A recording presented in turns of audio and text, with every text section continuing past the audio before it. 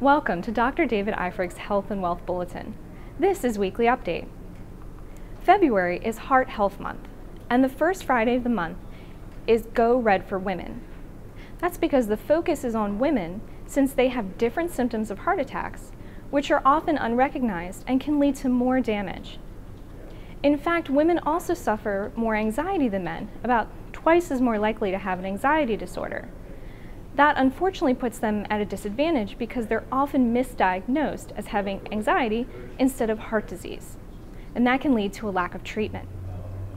But today we're going to focus not only on women but also on men and how to recognize a heart attack and what to do should you have one.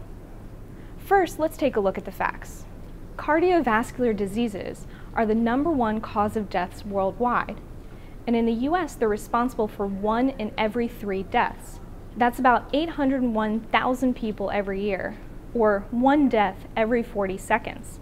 Now, cardiovascular diseases include coronary heart disease, stroke, heart failure, high blood pressure, artery diseases, and other associated diseases. The most common form that you're probably familiar with are heart attacks. In fact, about 790,000 Americans will have one this year, and of those, 114,000 will die from it. That's about 1 heart attack every 40 seconds. Now, it's very important for you to recognize the symptoms of a heart attack so you can get help immediately. And the symptoms, as I mentioned, are different for men and women.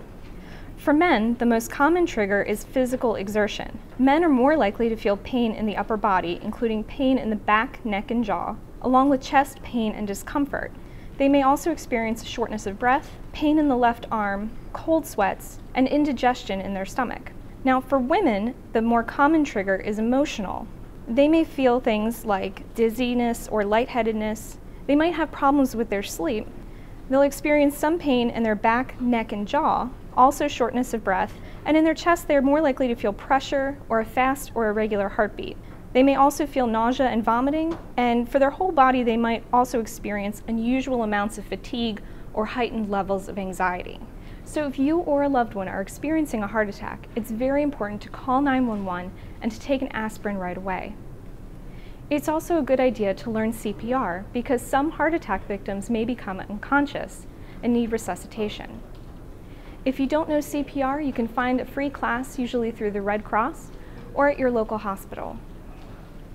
And because this is Heart Health Month, make sure to keep taking care of your heart all throughout the year.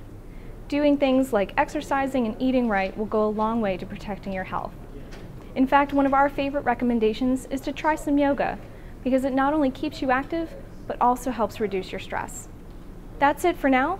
Please keep sending your questions and comments to our feedback line. Don't forget to like, share, and subscribe, and we'll see you next week.